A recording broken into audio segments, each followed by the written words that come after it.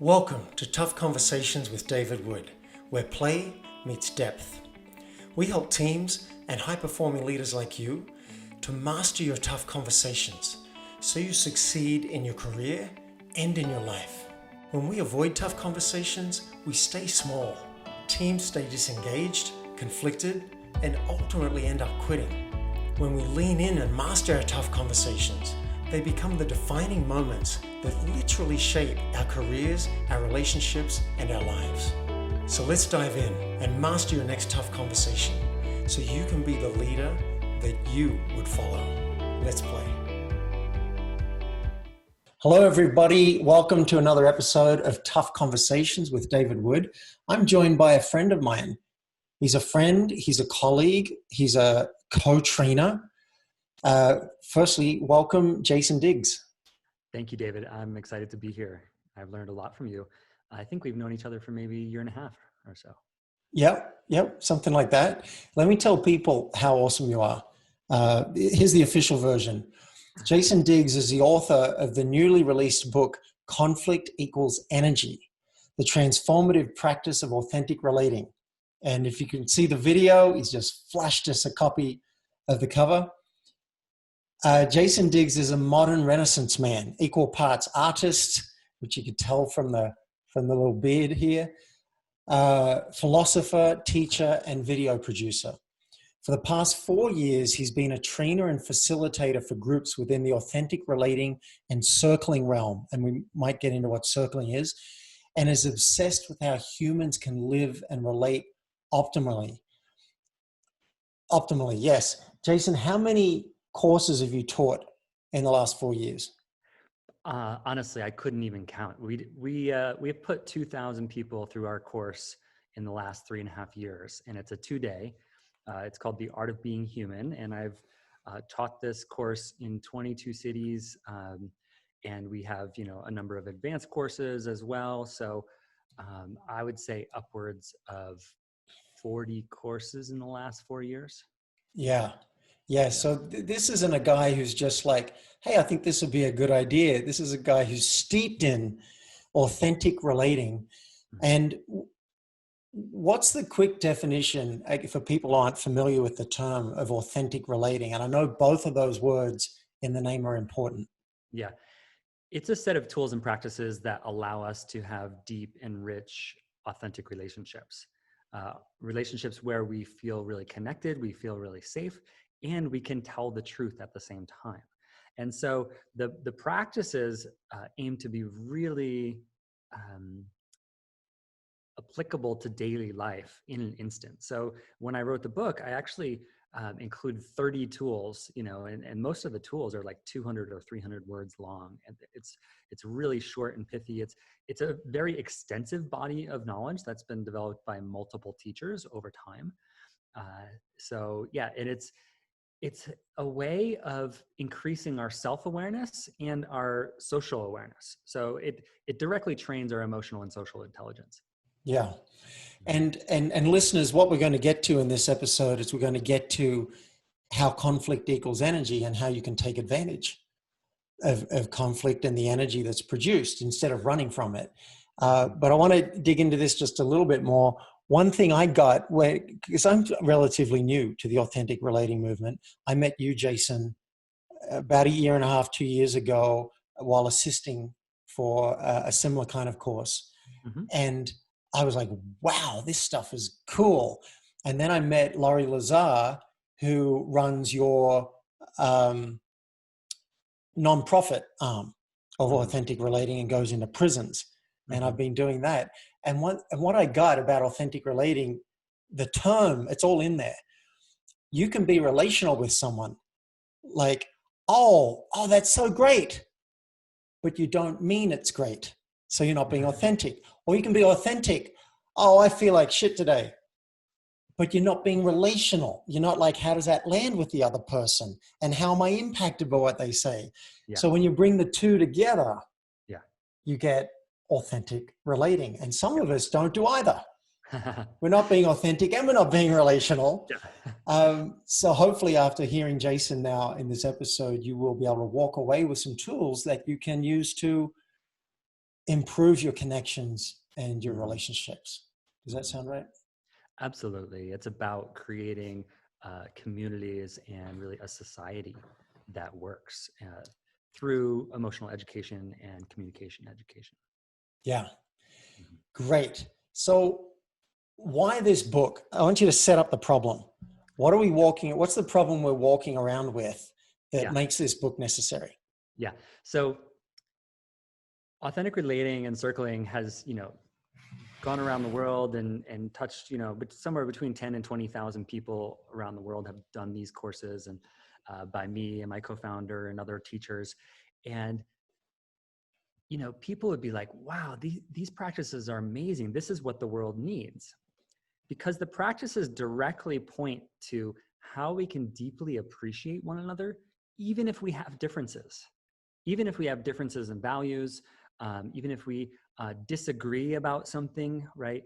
The practices point to directly how we can welcome that difference and accept it, acknowledge it, and even eventually learn to celebrate it. So uh, the problem that I think humans are walking around with that sets us up for authentic relating is that none of us received education on how to handle conflict.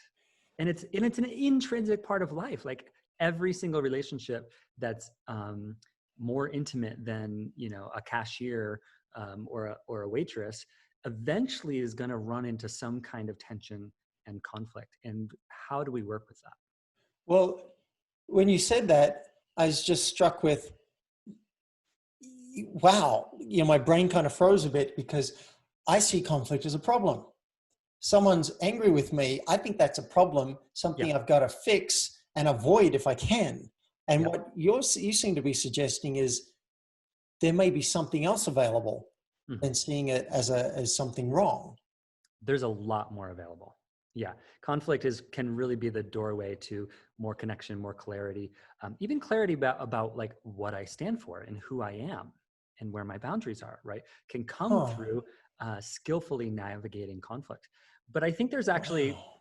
a really good reason why we avoid conflict. I think there's a really good reason why we tend to frame it as a problem in our human nervous system.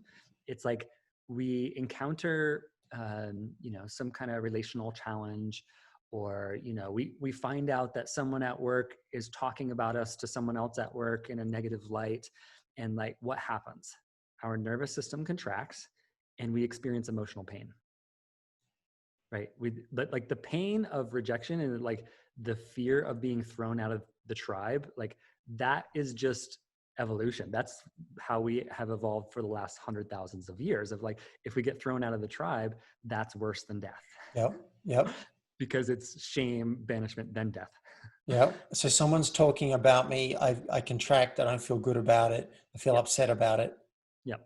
Then So, what? we just have these natural mechanisms to, try to manage the conflict, try to deal with it, try to minimize it, try to run away from it, trying to avoid it. And it's just because we experience emotional pain, we experience uncomfortability, and that's natural. That's actually the default orientation towards conflict that nearly everybody has.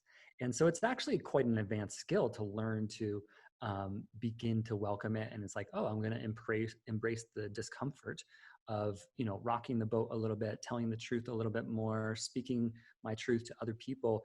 And then once we get a little bit of evidence that that actually can lead to more connection, can lead to more clarity, can lead to more creativity or teamwork, then eventually the advanced skill is to be able to like celebrate it, like, oh, there's something tense happening here, like that means there's more information for us as a group and for me as an individual to learn from.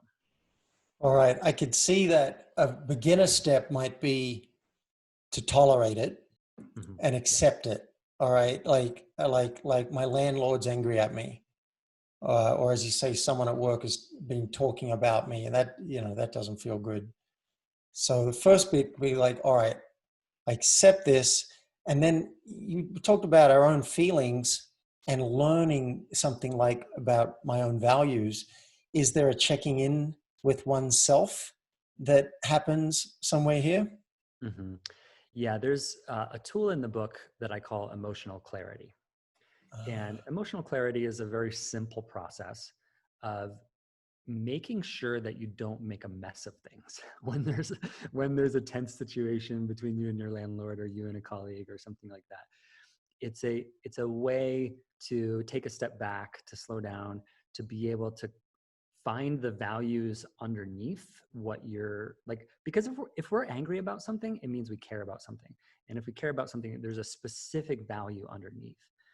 Whether that's like, I care about people treating each other with kindness, or I care about integrity, that we do what we say we're gonna do, or I care about efficiency. It's like the reason we might get angry is because we care about efficiency a lot. It's like one of our top priorities. And someone else, it's like their number 9 priority. They don't really care about it that much. And actually, that's okay. Well, I have a little challenge with that last bit. Sure. So a light bulb's going off for me. Yeah. Recently, I got a bit upset, not hugely, but a bit upset with a friend who's holding a party during the pandemic.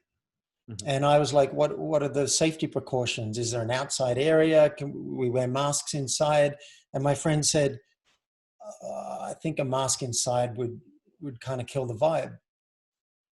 And I was upset. Mm-hmm. I was upset, like, why aren't you,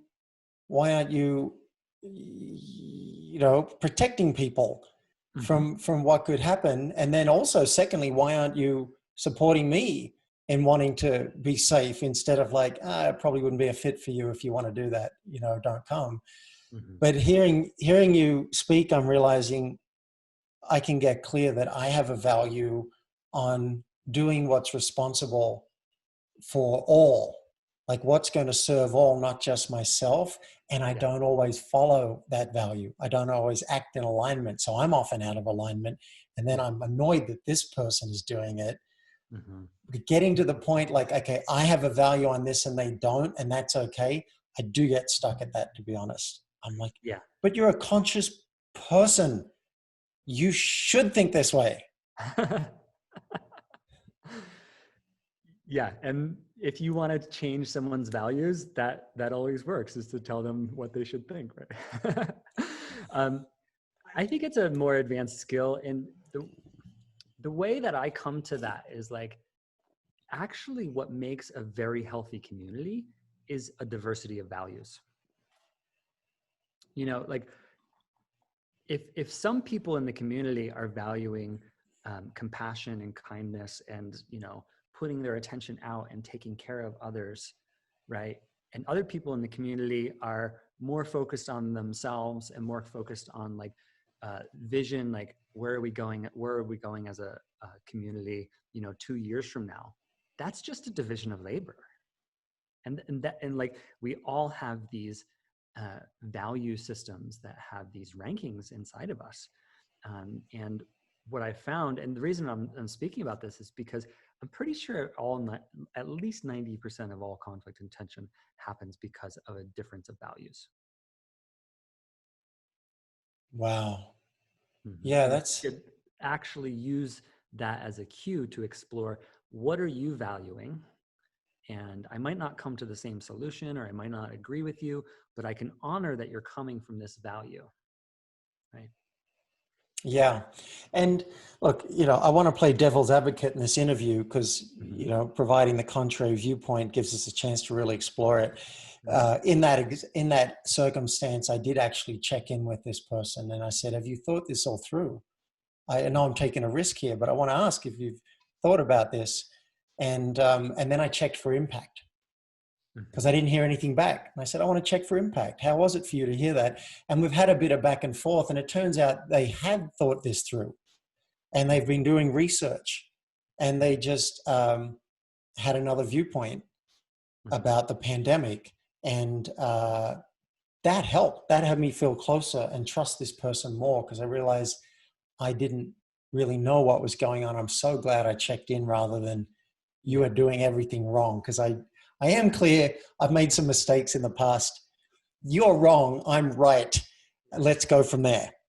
Yeah, we all have those defense mechanisms. They're just normal. Like, when we feel threatened, it's like we want to assert our perspective stronger.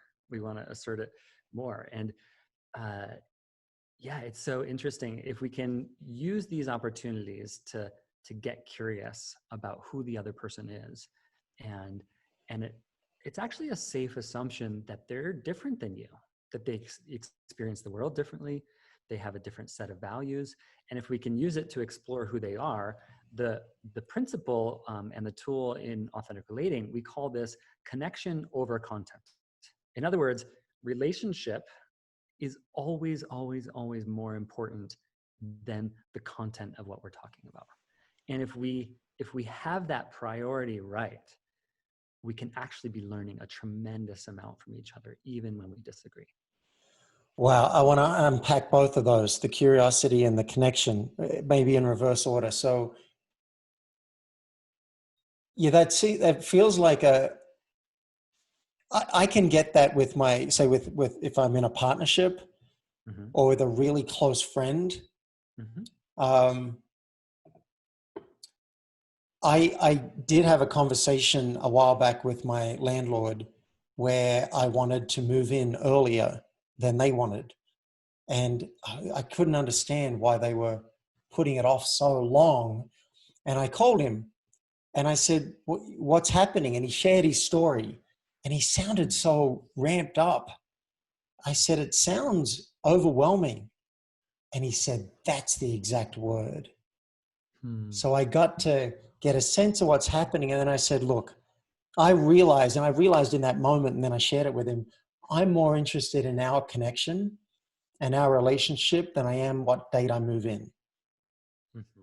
And I didn't know that before. When I called him, I was more interested in the date I moved in. Mm-hmm.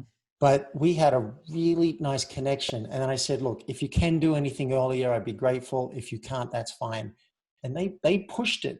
And they did end up moving it a few days earlier. But that seems like a leap to make, say, when I'm talking to the telephone company and I'm trying to get my phone connected, or someone who owes me money.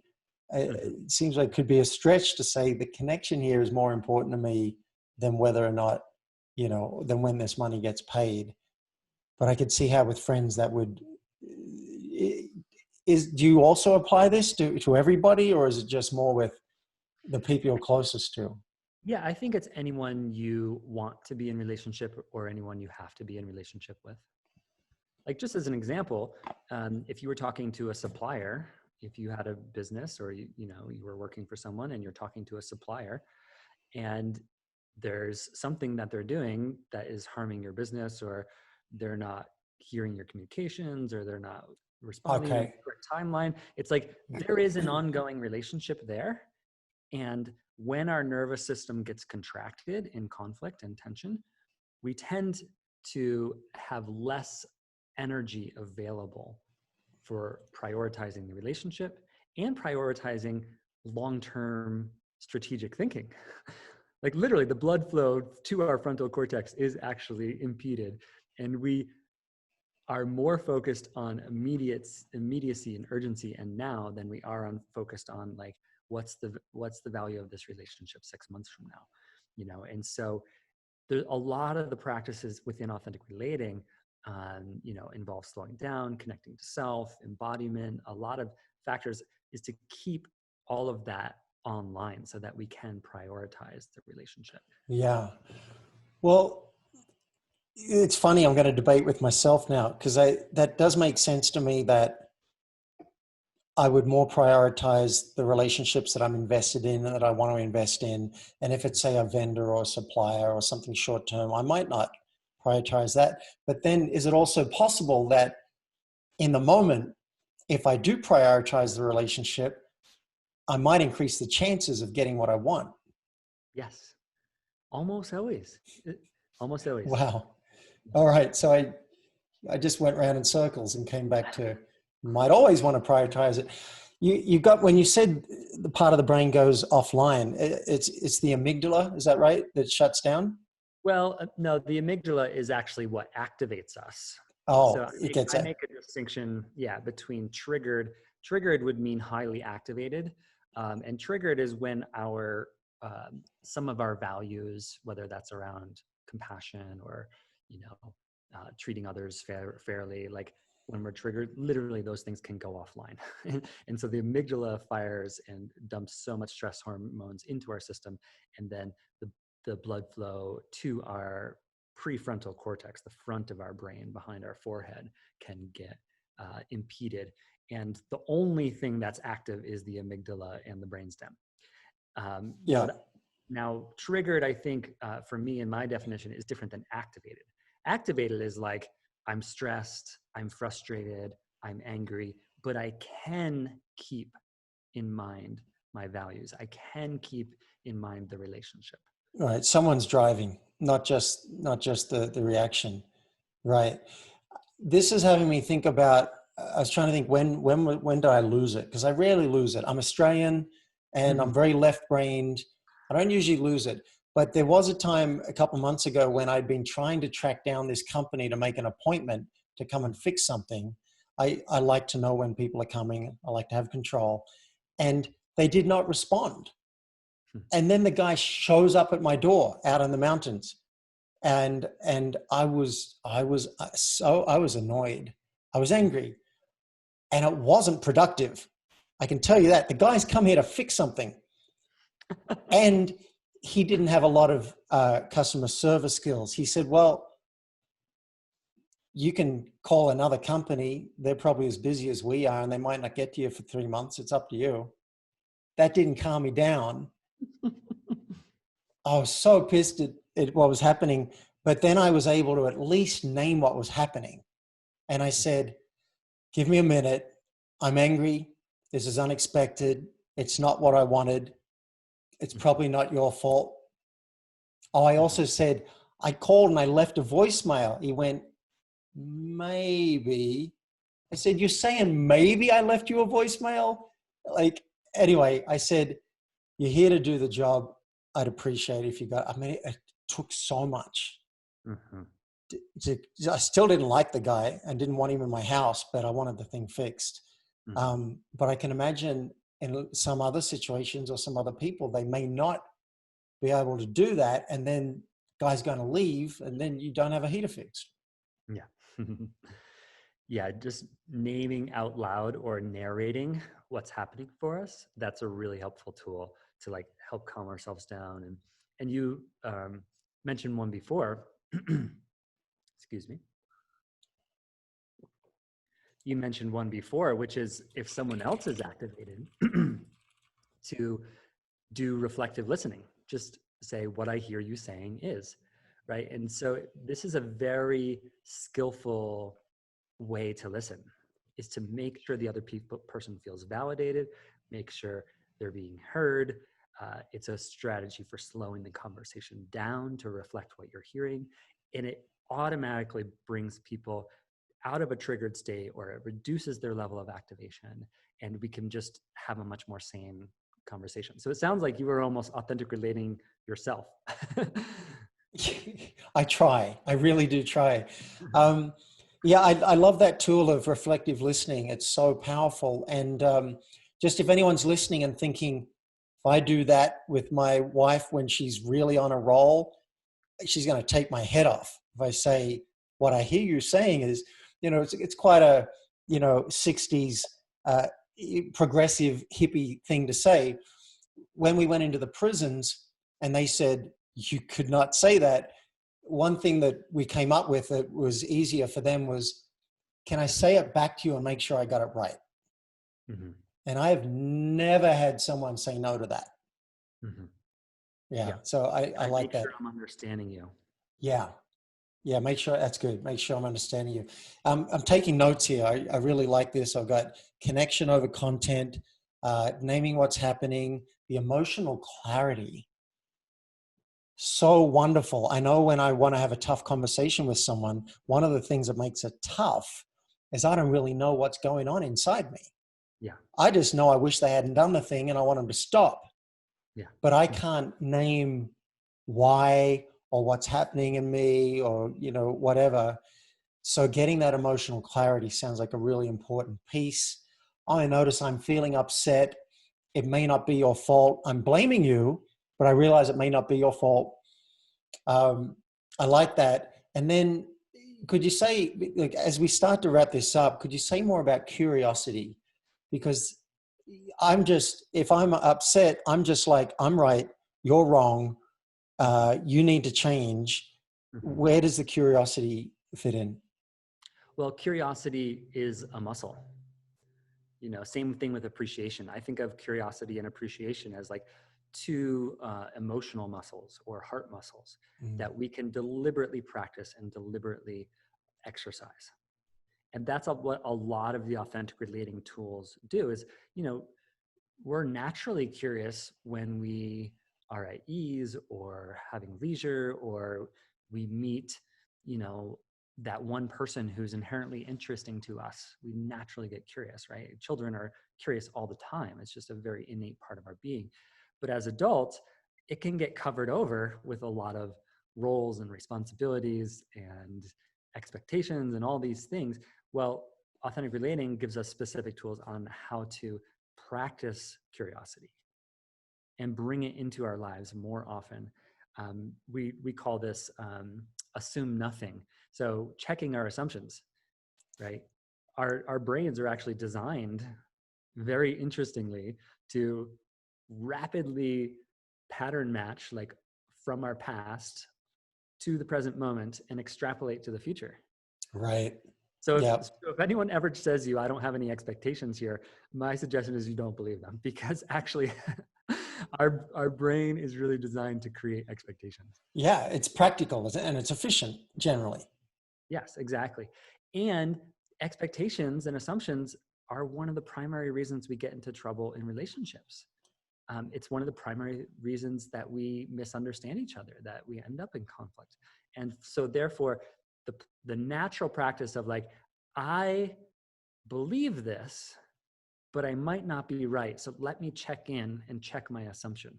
Like that's an example of bringing curiosity to an expectation or bringing curiosity to an assumption. And if you start doing this, you will be able to like head conflict off before it starts. You'll be able to get, learn more about people, even if you've known them for a long time, and learn more about yourself, I believe. Check yourself before you wreck yourself. Yes. You heard Check it yourself here. before you. West Side. All right. I like it, man. Would you hold up the book for us again? Yeah, Conflict sure. equals energy. And So I'm yeah, curious. Yeah. And can I talk about the book for a second, or pardon? can I talk about the book for a minute, or? Please. Yeah. So it's written in a way that is very user-friendly and practical.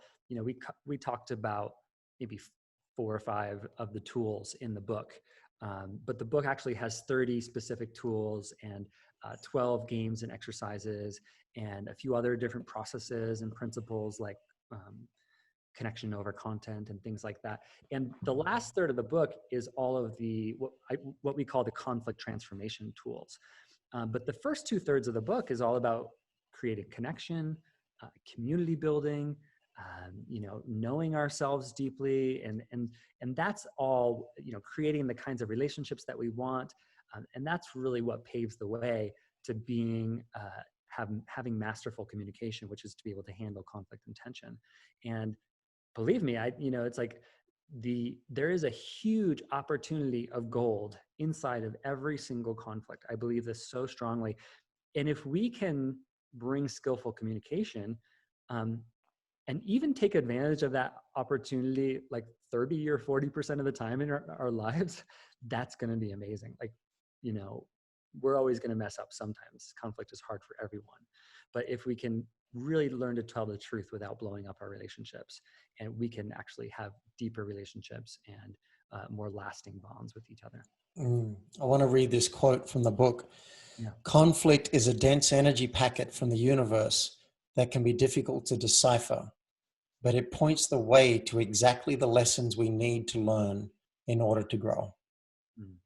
Where can people buy this wonderful book, Jason Diggs?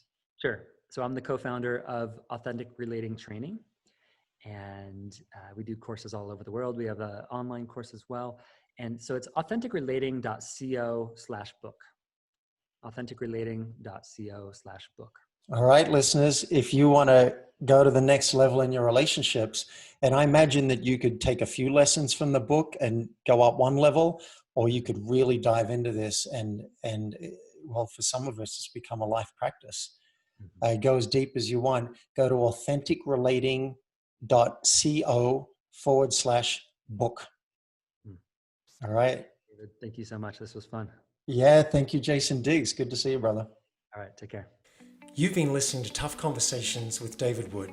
Now it's action time. Mastering your tough conversations will have a major impact on your team, your company, and you as a high-performing executive or entrepreneur. If you're ready, request a discovery session with me at playforreal.life so we can transform your team, your company, and you.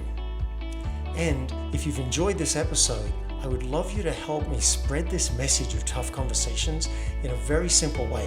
Just leave a public review at playforreal.life/podcast. And you may hear me read it out loud and thank you live on a future podcast.